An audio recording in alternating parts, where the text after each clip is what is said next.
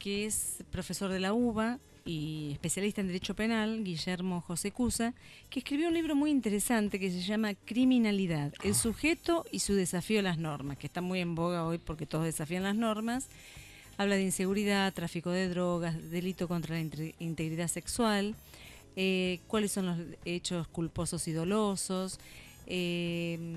También habla de desde el punto de vista de la filosofía, la psicología, la sociología, ¿no? Del derecho, y hace un recorrido histórico a través de la penalización del crimen. También aborda distintas interpretaciones que idearon los precursores de la criminología sobre las características del sujeto como delincuente. ¿Se acuerda el hecho de César el Hombroso y todo eso? Y por último, un análisis que llega hasta nuestra actualidad con los distintos tipos de delitos que se incrementan a diario. Bueno, este libro lo recomiendo, de Guillermo Cusa, que es La criminalidad, el sujeto y su desafío a las normas. Y su desafío a las normas es muy interesante porque es muy didáctico y justo al doctor está en línea, sí. así hablamos con él. A ver. Buenas tardes, doctor Guillermo Cusa, ¿cómo le va?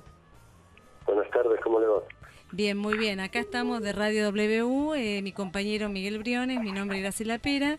Y bueno, estábamos haciendo un comentario con respecto a lo interesante de su libro, lo didáctico, que se editó este año por Editorial Duncan, Criminalidad, el sujeto y su desafío a las normas.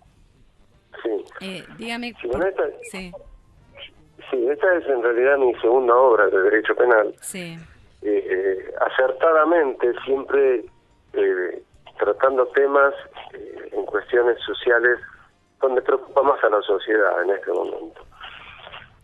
Brevemente le podría contar que el año pasado fue una edición 2012 tratando un tema del cual tuvo lugar luego la promulgación de la ley de muerte digna. Ah, mire qué interesante. Donde el tema a tratar es el derecho que tienen, ¿no es cierto?, los pacientes en su momento, en enfermedades terminales, el poder y el derecho de la autodeterminación de la voluntad. Esto fue el primer libro de Derecho Penal. El segundo libro, que fue justamente editado este año y fue presentado en la Feria del Libro, trata un tema muy controvertido y preocupante que se ha instalado en la sociedad argentina, como es el tema del delito.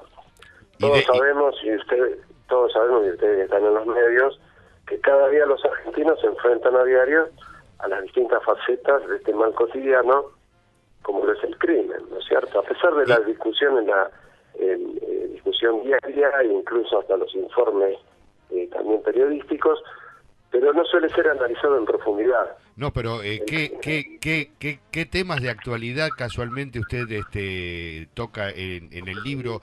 Porque integridad sexual, violencia de género, trata de personas, delitos culposos, dolosos en temas de tránsito, son temas que están todos los días en los medios. Porque, sí, terrible. Inseguridad ni hablar, tráfico de drogas, bueno, es un abanico de terrible actualidad, ¿no? A eso me refiero. Distintas tipologías delictivas. A ver, nosotros sabemos muy bien que la preocupación ante los hechos delictivos y ante el sujeto que lo comete, que en realidad viene a ser el protagonista de toda esta película de terror, ¿no es cierto?, data desde la antigüedad. Ya filósofos como Sócrates, Platón y Aristóteles ya hablaban sobre el tema, ¿no es cierto?, sobre el comportamiento del sujeto delincuente, que muere interrelacionado en la sociedad desde tiempos más remotos, ¿no es cierto? Hubo distintas investigaciones desde los distintos pilares del conocimiento, como así se pueden demostrar a través de estudios sociológicos, psicológicos y antropológicos, de los cuales se nutre la criminología, que es la ciencia interdisciplinaria que indaga en torno de las causas y el efecto de la criminalidad. Pero acá no concluimos la cuestión, porque con esto, indudablemente, la criminología, como ciencia interdisciplinaria, no podía dar respuestas solamente a través de estos medios. Por eso es como que traslada esta cuestión a la sociología. Sí, disculpame. No, por favor. Estamos hablando justamente ayer por teléfono de la cuestión de la edad, de la imputabilidad, de la baja de la imputabilidad en los chicos, y yo en el libro leía también algo respecto a las teorías abolicionistas del derecho penal, ¿no? Y yo quería hacer como no un enlace. Una cosa son las teorías abolicionistas o el garantismo, o el mal llamado garantismo, porque garantías debe haber, es lógico, tanto para más para el imputado, como hablábamos ayer, en realidad, del derecho penal. Pero con respecto a estas teorías abolicionistas, ¿usted qué posición toma? No, contrariamente opuesto a la teoría abolicionista. No creo que sea el momento ni la situación, ¿no es cierto?, social que vive un país para hablar de una teoría abolicionista, explicando un poco quizás al oyente de nuestra radio, que quizás no sabe qué significa la teoría del abolicionismo. La teoría del abolicionismo, en simples palabras, como habrás, si tuviste lugar y posibilidad de leer el libro, para que toda persona pueda entender realmente la terminología jurídica, ¿no es cierto?, significa la destrucción del sistema penal. ¿Sí? Sí. Que no exista sistema penal. Bueno, digo, uno de los integrantes de la Corte Suprema, el doctor Zaffaroni, creo que es pro a estas tipo de teorías. Sí. Tiene una posición tomada, incluso amigo personal de un fallecido, Neil Christie, que fue un noruego criminólogo que planteaba esa situación y esta posibilidad de avanzar sobre la teoría del abolicionismo, ¿no es cierto? Porque consideran que con más castigo no se soluciona, ¿no es cierto?, los problemas que existen realmente. ¿Y eso es así? Punto, ¿hay alguna estadística con respecto a eso? ¿Es verdad eso? ¿Que en realidad no se soluciona? Y bueno, a las muestras de lo que significa el sistema carcelario hoy por hoy, el sujeto delincuente no lo pueden resocializar, porque no existen las condiciones.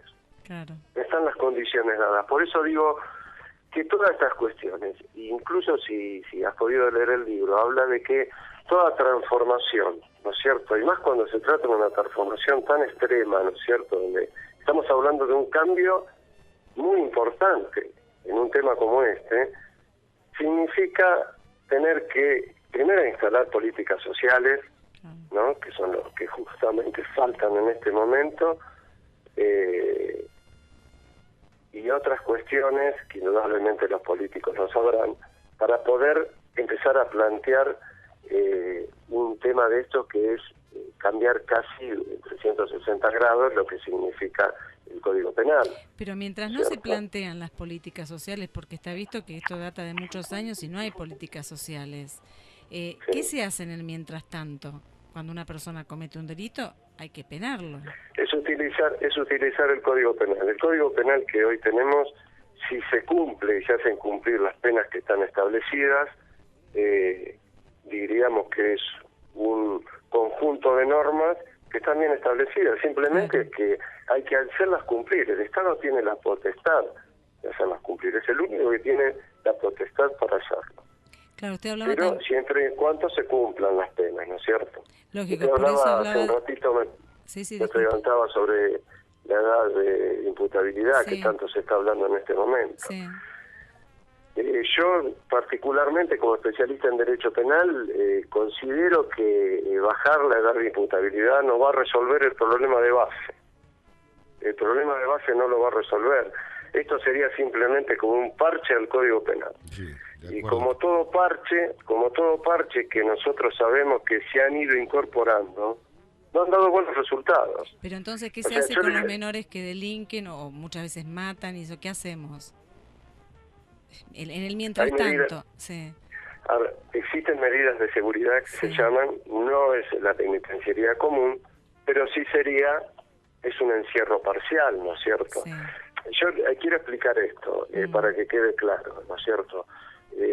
Mi posición no es garantista, yo creo que el que, justamente como está titulado en mi libro, el sujeto y su desafío a las normas, el que está dispuesto a no vivir, ¿no es cierto?, sin cumplir las normas establecidas en una sociedad, tiene que pagarla de alguna forma, y para eso está el Código Penal. Claro, los premios y castigos. Tal cual. Bajar la edad de imputabilidad, sí, considero que es un parche al Código Penal, porque porque, a ver, la edad de hoy de imputabilidad corre a partir de los 16 años, Sí. ¿cierto? Pero también es cierto que los problemas de los chicos de calle en situación de calle o menores de edad que empiezan con el consumo, la adicción de drogas, hoy por hoy el consumo es aproximadamente a partir de los 12 años y en el caso de los inhalantes a los 8 años. ¿Qué significa con esto? Que tendríamos que estar hablando entonces de bajar la edad de imputabilidad, ¿cuánto? Los 12 años. No va a alcanzar. No significa que esto sea una solución.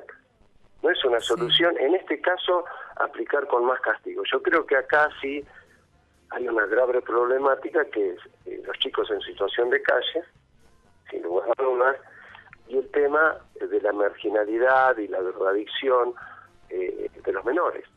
Usted sabe que el sujeto adicto es un ser emocionalmente empobrecido, con muchas dificultades para establecer vínculos.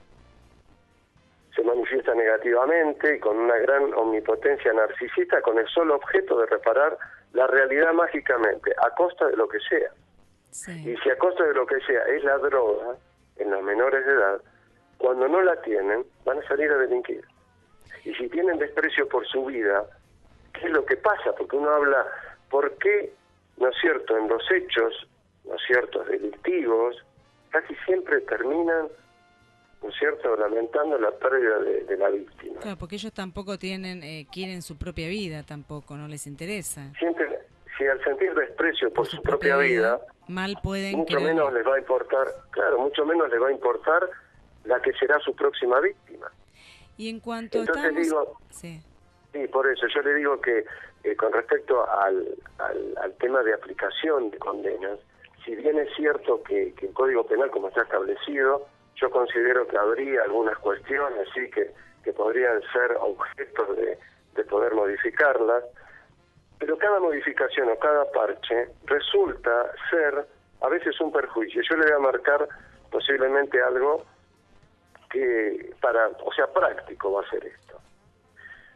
El secuestro extorsivo, después de la modificación de la ley, ¿no es cierto?, a través justamente de una presión que tuvo a través de la opinión pública, ¿no es cierto?, las Eso leyes cuando fue el Bloomberg. caso Bloomberg, sí, en el Las 2004. leyes Bloomberg, Sí. correctamente. La pena que está estipulada, ¿no es cierto?, casi queda en el medio, un secuestro extorsivo casi queda en el medio, con una pena en abstracto en el homicidio simple que va de 8 a 25 años. ¿No es cierto? Sí. Hay una gran diferencia, si bien, ¿no es cierto?, el padecimiento de una persona en un secuestro extorsivo no es lo mismo para aquel que no lo puede contar, pero sí para el secuestrador, porque sin lugar a dudas, si tiene una pena que casi se mezcla con el homicidio simple y con el riesgo que pueda significar, ¿no es cierto?, que pueda a través de algún identikit o lo que fuera poder dar con él mismo, la persona no lo piensa dos veces cuál es la opción mejor, ¿no es cierto?, ante nadie que pueda dar ninguna respuesta de quiénes fueron sus secuestradores. Claro. Y ¿No ahora, es cierto? y el tema que nosotros, por ejemplo, ahora los menores, estamos hablando de la baja de imputabilidad de los menores, Sí. y estamos hablando todo este tema de de las tomas de colegios, o los cortes de calle, los piquetes que ya se ha naturalizado esa cuestión. Se naturalizó algo que está prohibido en la Constitución, el libre tránsito de una persona. Tal cual. ¿Cómo se hace para parar esto? ¿Hay o sea, Hay sanciones. A ver, yo quisiera separar dos cuestiones. sí, Una toma de colegio indudablemente va a tener una sanción normativa administrativa, siempre y en cuanto no exista un daño a la propiedad. sí, Si existe un daño a la propiedad, estamos hablando ya entonces entramos, ¿no es cierto?, en una situación que está penada por el Código Penal. Entonces, bueno, acá hay dos cuestiones. Primero, ¿no es cierto?, hay una gran responsabilidad, menores padres, diríamos, ¿no? Menores padres. sí. Porque ningún padre puede no saber qué es lo que está haciendo su hijo. Sí. ¿Sí? Su hijo, están tomando el Colegio Nacional, yo creo que la mayoría de los padres deben saber que su hijo no está yendo al colegio y posiblemente pasa noche y día dentro de un colegio, pero a través de una toma. Sí. Entonces digo, ¿hasta qué punto? Porque si no vamos a pensar que toda la responsabilidad la tiene el Estado. Esto tiene una gran responsabilidad, sin lugar a dudas. Sí. Y tiene toda la autoridad y toda la potestad para poder ejercerla. Pero no podemos cruzarnos de brazos esperando que solamente el Estado resuelva todo. No, no, Hay estoy de acuerdo. una gran responsabilidad social importante para poner en funcionamiento este sistema, Sí. sin lugar a dudas. Entonces creo que todo esto lo vamos a empujar todos juntos, Sí. una sociedad en forma completa, ¿no es cierto? Desde no tirar la basura cuando uno está en la calle, hasta no permitir otras cuestiones. Porque si no, pater familia Estado, me parece que no va a funcionar. Sí, Me yo parece que no va a funcionar. Como dijo usted, Porque políticas hay un- sociales, políticas de Estado sociales para terminar con todo esto. Fue muy claro. La Y que verdad los padres también se hagan responsables de la cuestión de los El menores. caso de los chicos que se drogan y salen a delinquir, en fin. Políticas sociales como nunca se han hecho, no sé si se Yo han hecho. le quería decir que el libro es muy interesante, es sintético, es fácil de comprender para las personas que no han estudiado Derecho, por ejemplo. Sí, Es muy en las dos, didáctico, sí. sí, Graciela, en las dos obras quise llegar a ese público general, ese público que le preocupa tanto, ¿no es cierto?, Sí. diferentes situaciones, como la primera que les contaba, que es un tema que nos atañe a todos, ¿no es cierto? En realidad eso nos atañe a todos. Sí. ¿Qué muerte nos espera? ¿Cómo podemos enfrentarnos nosotros ante la vida? ¿Y qué posibilidad nosotros tenemos de autodeterminación? Porque tenemos el derecho de autodeterminación. Y una, ¿Cierto? lógico, el libre albedrío. Y No, es otra... Sí. una, Sí, decimos, una cuestión... son igualmente dos cosas diferentes. Una cosa es la autodeterminación de la voluntad, el principio de reserva, donde dice que las acciones de los hombres sí. privados, ¿no es cierto?, sí. solamente se encuentran reservadas a Dios, donde no tendrán ningún ingreso, te lo resumo así de esta forma, tal cual como para que lo entiendan. No tienen acceso ni los jueces, ni nadie que pueda determinar alguna cuestión personal. Por eso, en una determinación personal y sobre su propia vida, porque no somos administradores solamente de nuestra vida, sino también que podemos determinar, tenemos el derecho que nos avala. Bueno, le quería agradecer la entrevista, muy claro, y quería decirle específicamente que me gustó muchísimo la dedicatoria que usted puso en el libro, dedicado para los familiares de las víctimas. Eso me llamó mucho la atención porque en realidad muchas veces los familiares son están como olvidados. Sí. Entonces esa dedicatoria me llamó poderosamente la atención. Me voy a revelar un secreto, Graciela, que nadie lo va a escuchar, creo, a través de la radio.